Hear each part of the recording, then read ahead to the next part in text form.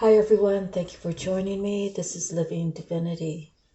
I hope all of you are doing good, and I'd like to thank our new subscribers for hitting that subscribe button. I really appreciate it, and along with the others that have been with me since the beginning.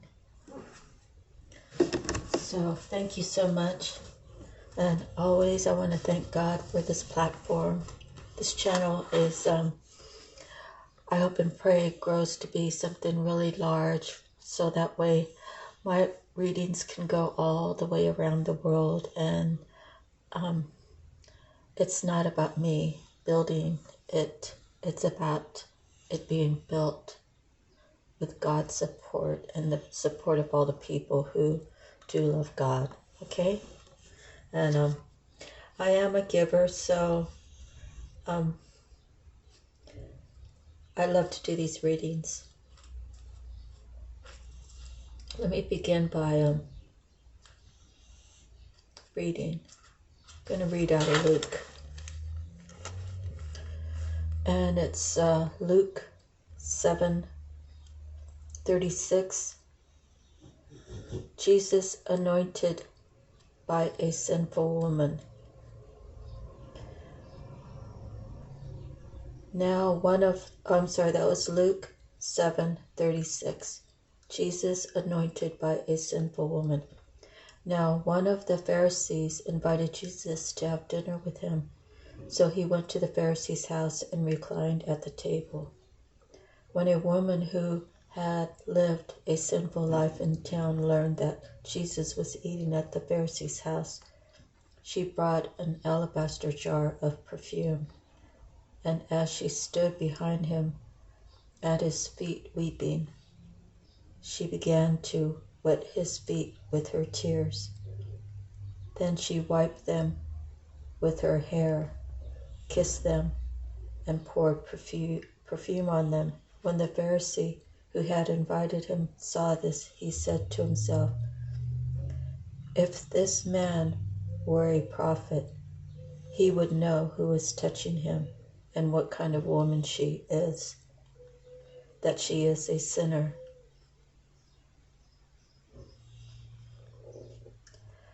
Jesus answered, "Simon, I have something to tell you." "Tell me, teacher," he said. 2 men owed money to a certain moneylender. One owed him 500 denarii and the other 50. Neither of them had the money to pay him back, so he canceled the debts of both. Now which of them will love him more? Simon replied, "I suppose the one who had the bigger debt canceled." "You have judged correctly," Jesus said. Then he turned toward the woman and said to Simon, "Do you see this woman? I came into your house. You did not give me any water for my feet, but she wept my feet with her tears and wiped them with her hair. You did not give me a kiss, but this woman, from the time I entered, has not stopped kissing my feet. You did not put oil on my head, but she has poured perfume on my feet. Therefore I tell you, her many sins have been forgiven, for she loved much. But he who has been forgiven little loves little." Then Jesus said to her, "Your sins are forgiven." The other guests began to say among themselves, "Who is this who even forgives sins?" Jesus said to the woman, "Your faith has saved you. Go in peace." So that was Luke.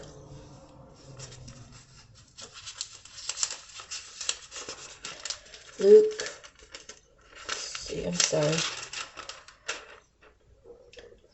7:36 to Luke 8. The Luke 8 begins the parable of the sower. What a great story. So it's just let you know that, you know, those who really haven't sinned that much, if they've asked for forgiveness, they maybe feel like they don't have to give that much back to get forgiven. Where the one that has sinned a lot will probably go way beyond to try to make ends meet, right? So it's going to be different for everybody. I thought that was a great story. I think that's the first time I ever read out of Luke since my grandmother was alive.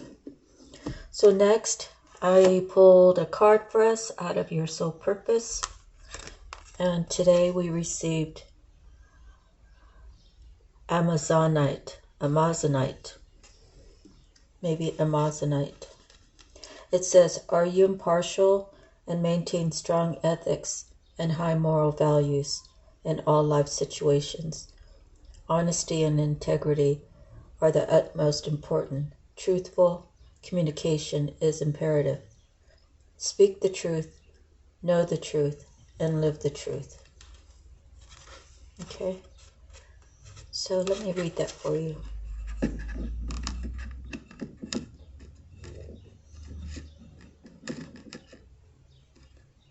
Okay.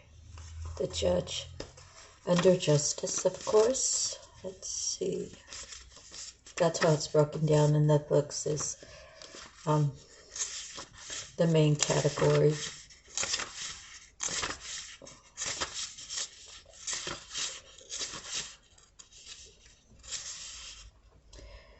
Are you interested in resolving conflicts based on what is morally right? A judge makes legal decisions after reviewing evidence presented by attorneys, hearing witness testimony, and considering other credible sources based on their interpretation of the law.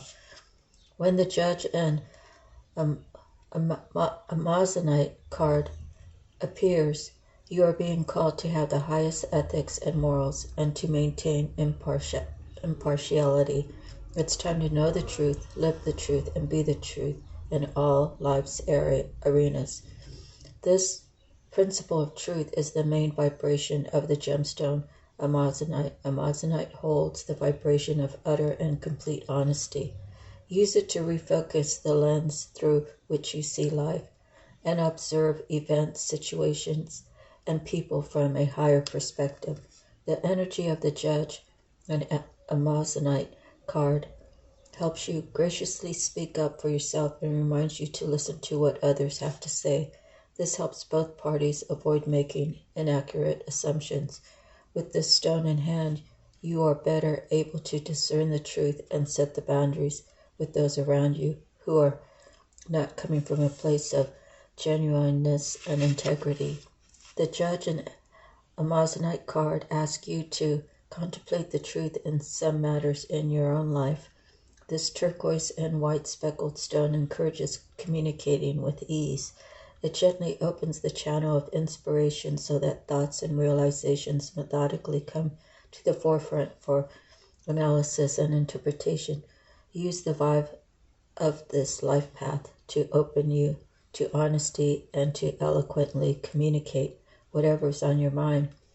The turquoise stone helps you focus on the truth, and the courage to speak your truth is available to you. Use this gemstone ally when you want to know the truth and when you need to speak it.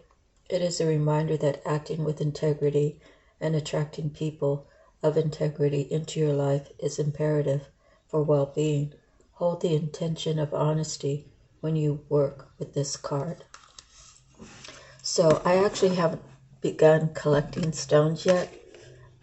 It's something that I would like to do, but I sort of imagine if, you know, like each stone has a certain meaning to it.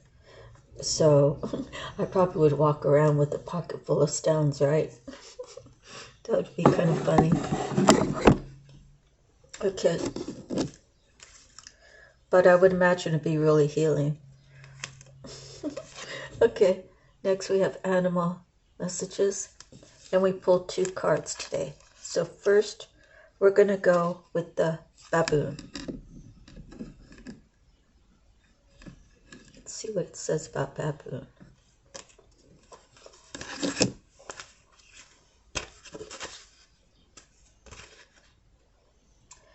In love and declarations of passion, heartfelt communication is the key. So far we've talked about communication, right? That's a good sign. Subline, baboon, adept of love, wears her heart on her sleeve. Baboon does not pretend. Her passions and shows of affection are genuine, her reactions without artifice, so you may believe the ardent declarations of others. Truthful, heartfelt communication and open expression of feelings are what matter now in your relationship. If, like baboon, you seek lasting love. Hiding your emotions will leave others unsure of your intentions and reluctant to reveal their feelings, which can only lead to misunderstandings and sadness. And that is very true. It really resonates with me. I don't really want to get into it, but yeah, it resonates to me in a lot of ways, because I'll just say this. My grandma always said, put love first, put God first. And I had a time where, I lived my own life. I used my own free will, but I still loved everybody. And it's like, you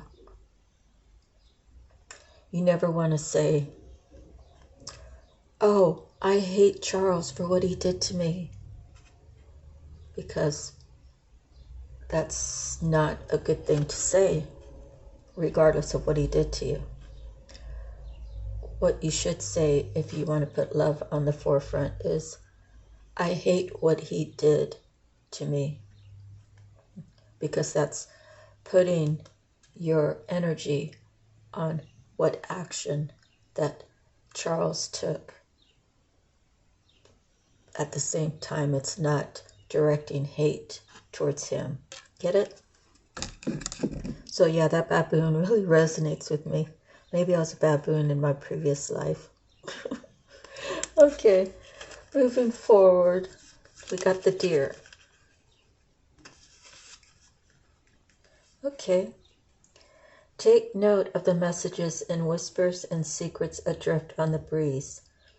Hind, gentle, alert, every sense keen, stands motionless amongst the leafy trees. Like deer, be acutely aware now of what drifts to you on the breeze. A snippet of conversation, even the fresh spice of cologne, may hold secrets untold. Deer protects herself by gathering peacefully with others and counsels that you now seek to be part of a bigger whole. That's WHOLE. If estranged from family or friends, deer advises that the sagacious ask for forgiveness and forgiven in turn, fostering mutual love and the regeneration that it brings. And that could be really hard to do. And I have forgiven those, energetically. And I do a lot of postings, on Facebook about forgiveness. And energetically, I really forgive myself for, thinking that it was one way and it really was another. For example,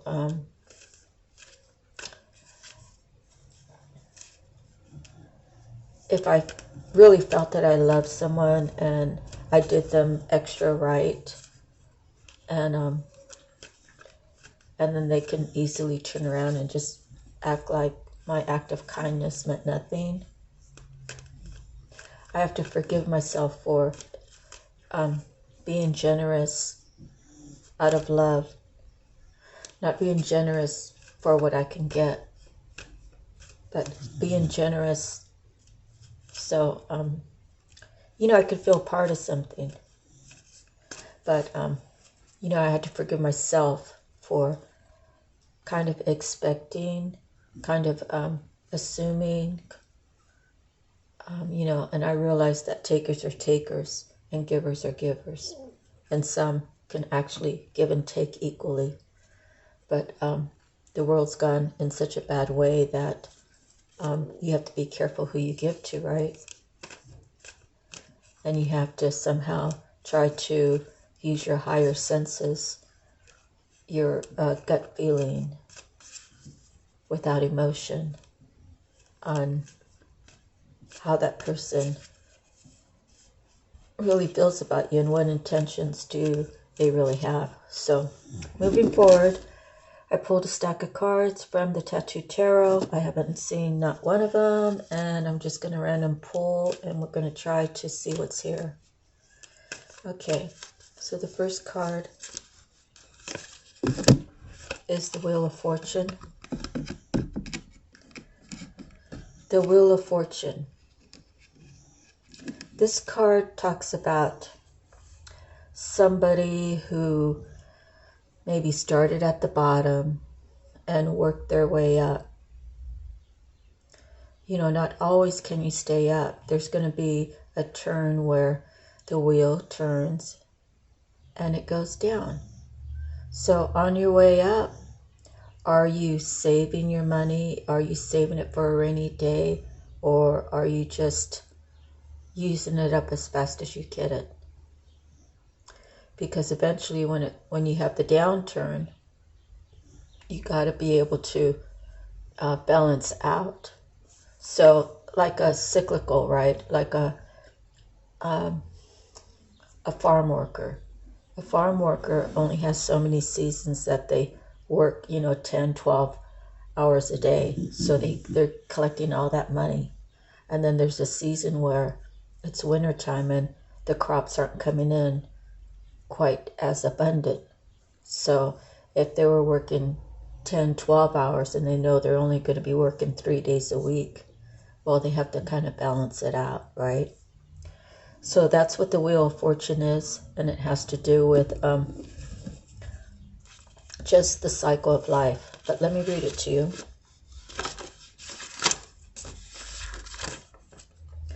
Okay, it says the cycle of life, destiny, a new cycle, evolution through progression, advancement, success, manifestation, unexpected events, sudden luck, a godsend, ups and downs. One person's loss is another one's gain. And then that's another thing too. If I've had a lot of abundance and I go buy a 48-inch or whatever, I don't even know the size of TVs. I actually don't own one.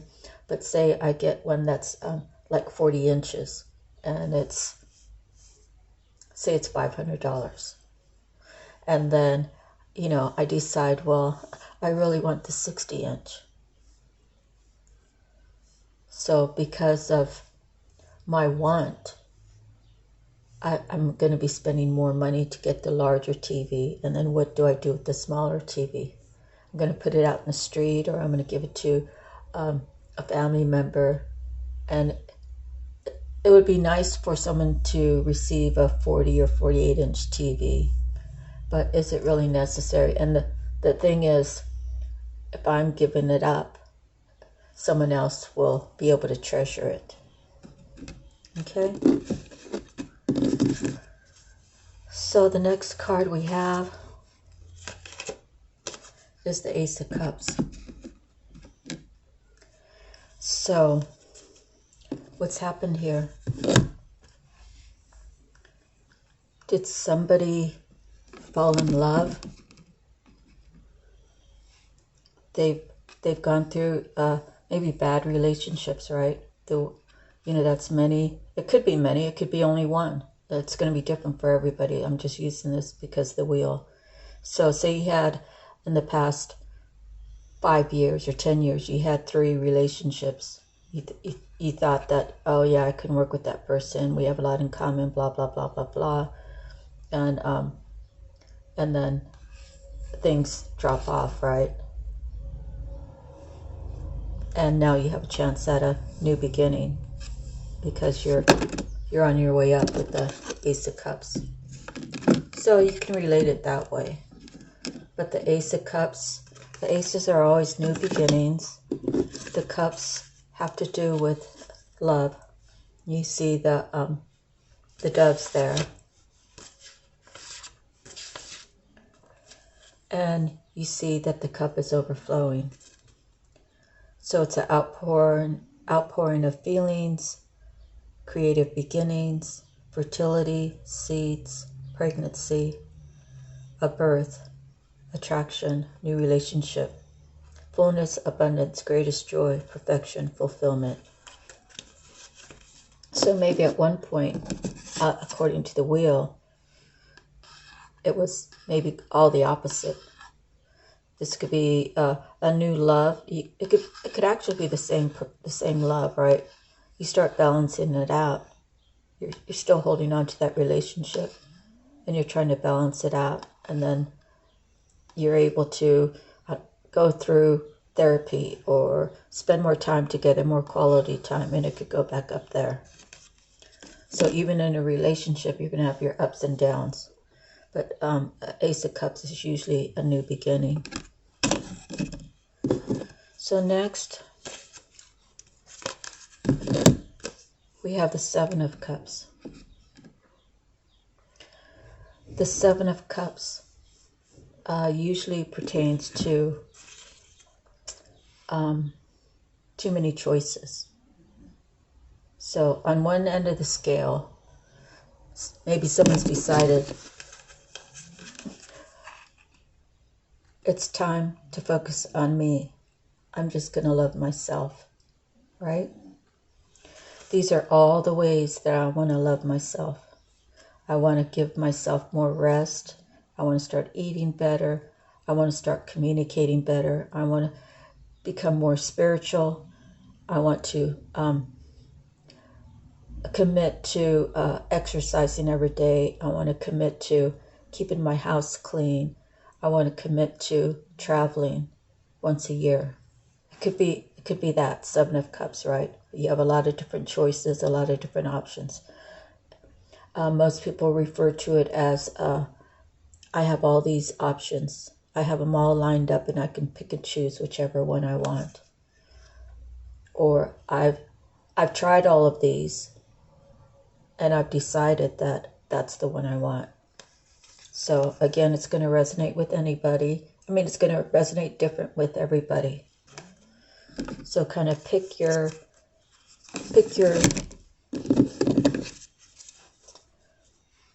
what is suitable for you in your situation. The next is the Eight of Swords, and that's talking about having it all in your head. You know, you feel like you're trapped, even though you probably have your own key to get out of that entrapment, because it's all in your mind, right? But you don't really realize, you don't realize that you have the ability to set yourself free. Maybe this is an addiction. Maybe it's an addiction to having a whole bunch of partners. And if you're choosing self-love, you're in your head on, how do I get to that point? How do I break away from all of this? I've done it for so many years. I've always had my way. The story can go on and on, right? It's time for me to grow up. It's time for me to be responsible for myself. How can I do that when I've been doing this for so long? It's sort of like smoking cigarettes, right? Smoking cigarettes, people who smoke usually enjoy smoking. There comes a time in their life that either they make a personal choice to quit smoking. The doctor says, your lungs are damaged, so if you want to continue to live, you better stop now.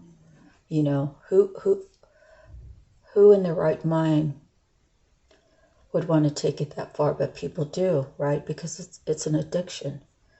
So the Eight of Swords, it's all in your head. You have to reprogram your mind. You have to change your mind. You have to, think, oh, I want to smoke a cigarette right now. And then you have to say, no, I don't want it. So I'm actually struggling from that. I quit like 2.5 years ago for a year and a half, and then I smoked for like 2 months, and then I quit, and then I started, and so I'm at that point right now where I'm smoking, then I'm not smoking. So this could be a message for me, right? Okay, Four of Wands typically means a happy home life, the marriage card. It means total happiness. Family.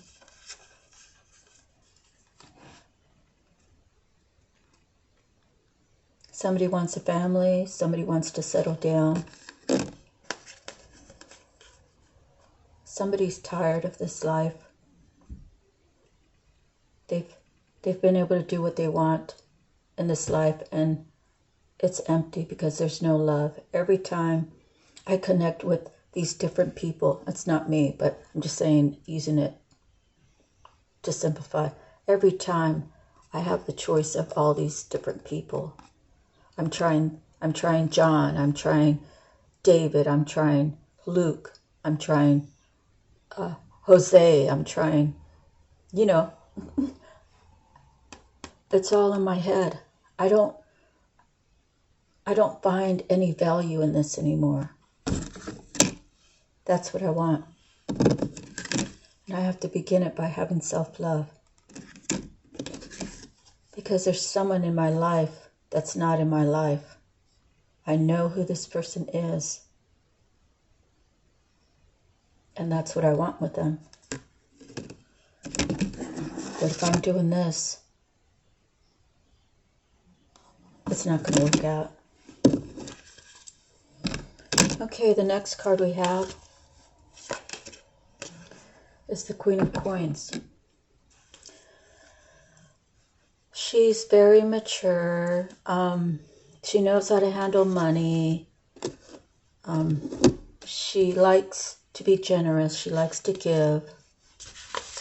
Let me read it out of the book. Dark woman, opulence, generosity, riches, great luxury, pomp, security, assurance, dignity, well-being, abundance. She can be indecisive. She displays grace, liberty, indiscretion, and she can be very suspicious and have doubts and terror and viciousness. If you want to see the other side of her, right? And she can neglect her responsibilities if she's turned upside down. Okay? Okay, so right now all we have is one court card. And it's her.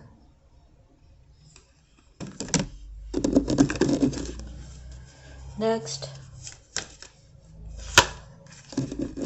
we have the Ten of Swords. So I see this now a little bit differently. Whoever this masculine is, he knew from the beginning, the first time he laid eyes on her, that she was the one.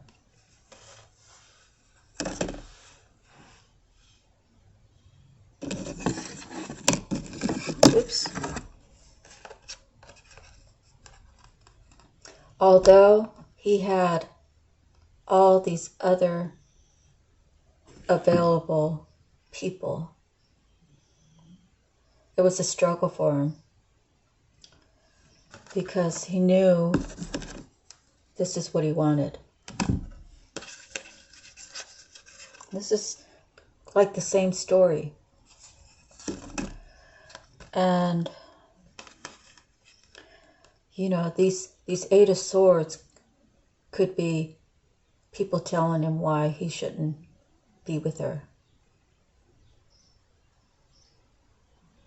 And collaborating with all these different women to go to him, to keep him up in his head, to keep telling him that's not for you. That's who, you're not supposed to be with that person.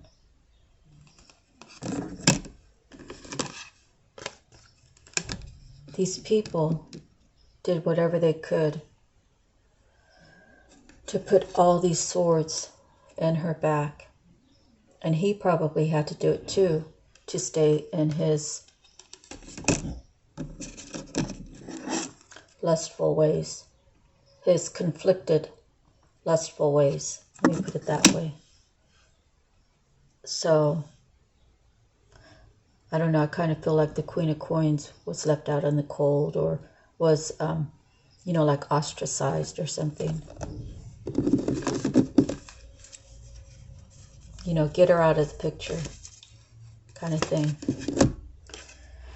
The Two of Coins represents the flow of money going in and going out.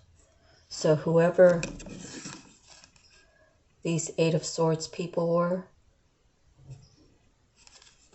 they wanted him to take his money and enjoy it with the group.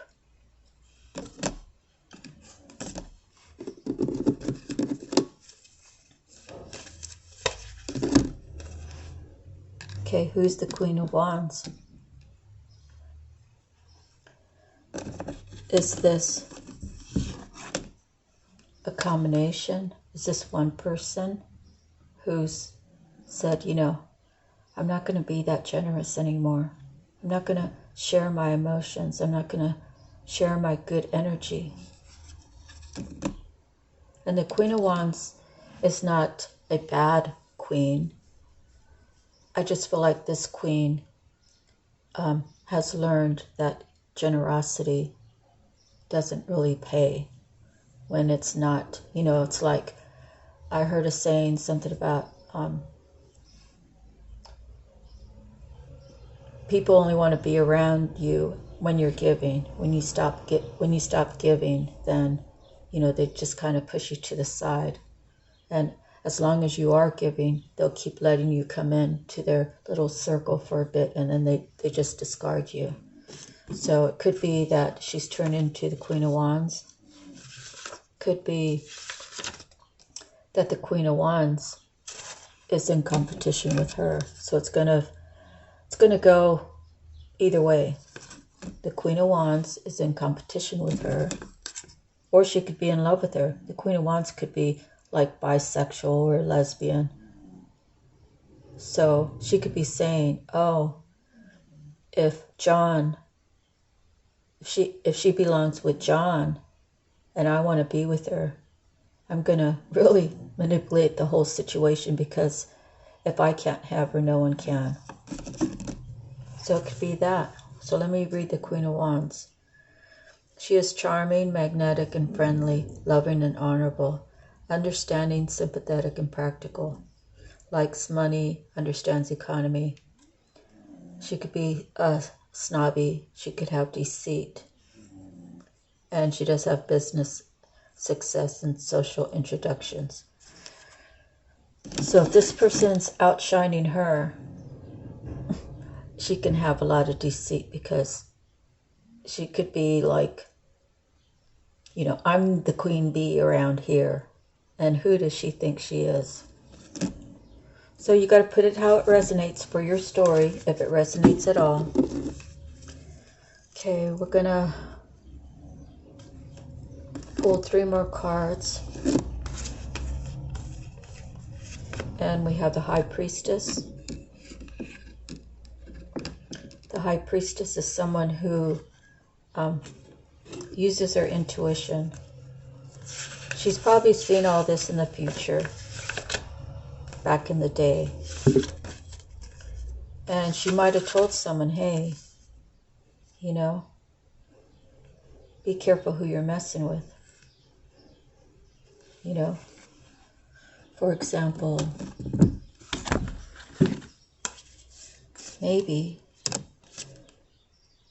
this Queen of Coins is actually the High Priestess. Maybe she told John, or whoever she felt like her partner, her true love was, hey, don't be messing around with her because she's not going to be good to you. And John, thinking that she was like, I guess the saying is cock blocking. John thought that she was cock blocking so that he wouldn't mess with her. But in reality, she was telling the truth the whole time. And the Ten of Swords could be maybe how he's feeling right now. Or he could be deciding to go with her, and now she feels like she was stabbed in the back. So the Hangman position is the next card. And that's someone who can't make a decision. He's thinking about it. How can I get to the truth? What is the real truth? She says one thing, she says another. Who do I believe? How do I know? How do I get to the truth? And he's thinking about all the times in reality, how many times that he's caught her backstabbing him, but still chose to dismiss it and to still try to make the relationship work. And she already told him that that wasn't a good choice that you just chose, John. I'm telling you the truth, but you don't know me well enough to believe me. So he's in the Hangman position. He's thinking.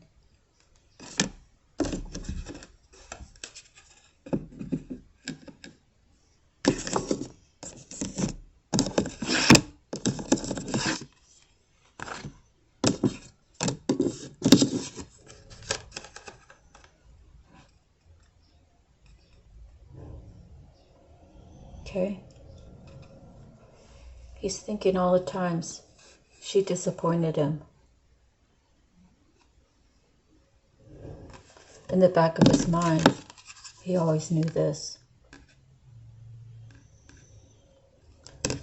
He's deciding to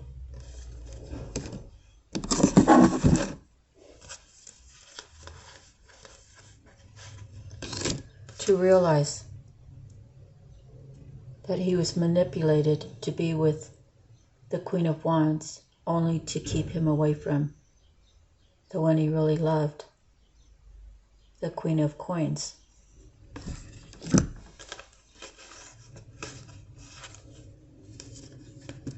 And he's understanding that all the confusion was part of the plan to keep her out of the picture.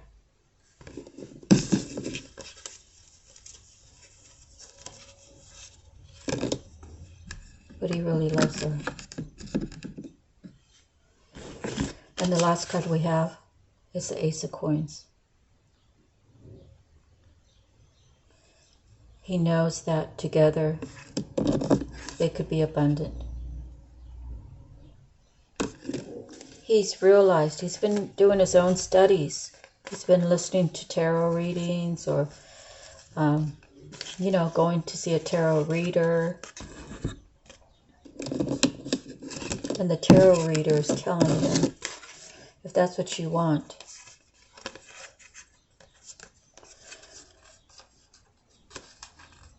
let me get these cards right.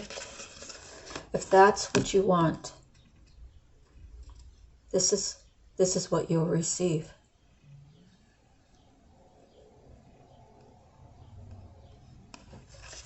Now, when two people are guided to be together, say like God's gift, right? God's gift to each other. So many times you hear people talking about, oh, he thinks he's God's gift to the world. Or they might say about a woman. But God's gift, you know, the relationships and how high the level gets has to do with your ancestry. Believe it or not. It's if you come from a royal family, you know, I'm talking generations. I'm Filipino, so it would be like back in the day when they were still rowing boats and going out fishing, which some part of the Philippines, they still do that. They just live like near the ocean. They have boats and they go out and fish every day. And they probably do some sort of trading, you know, like maybe the woman will clean a house for rice or, you know, but regardless of what they have there, they're thankful for every little thing that they have, and they put it to good use, and they don't waste a lot. So, you know, God doesn't like waste. God doesn't like ugly. God likes harmony and peace and working together and being genuine and working hard for the people that you love. And what do you get in return? You get love back, you know. So I've never made it to the Philippines, and I hope to one day.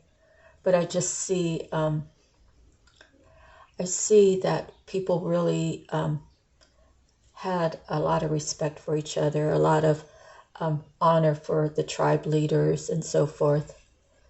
And so I'm really intrigued by that. So what I'm saying is, through generations, sometimes people are really destined to be together.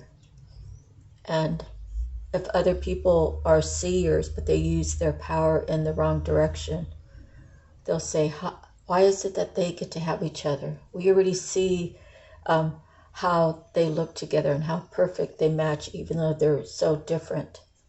And why can't I have that? Why can't that be mine?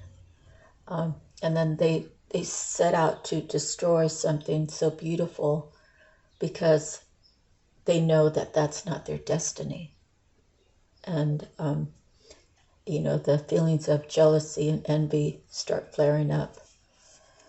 So I'm just here to tell you that whoever these people are, they've gone a long way, you know, to manipulate the situation. But what they don't realize is when a union is supposed to be together,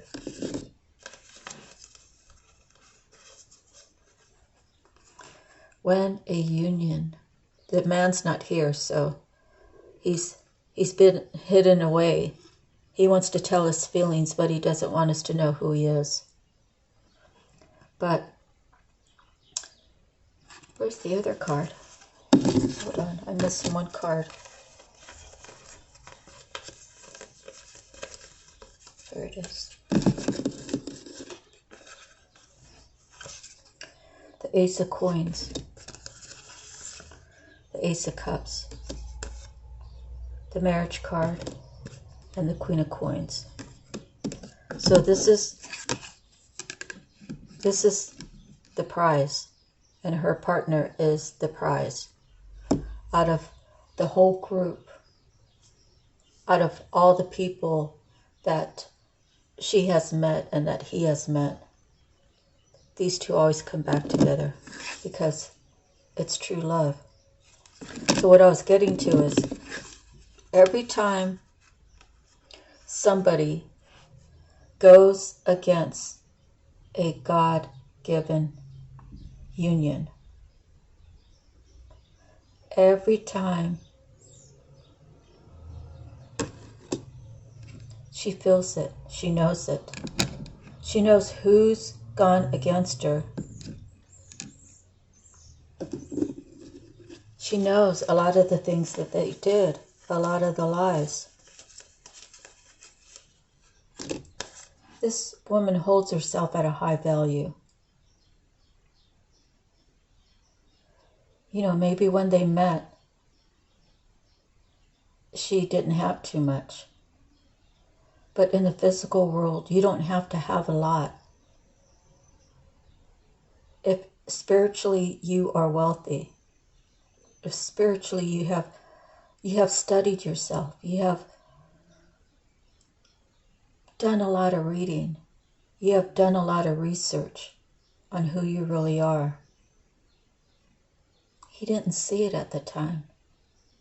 But as she became the high priestess, she started to glow. And he started to see her, but he still had to fight his addictions. He still had to fight the people around him. You know, because he had been hiding his feelings all this time. However long, it could be 1 year, it could be 5 years, it could be 15 years. You know, if it's been a long time, sooner or later someone else is going to pick her up. But getting back to what I was saying, it's said that every time she put a curse, every time she lied, every time she manipulated her person, every time she lied about her,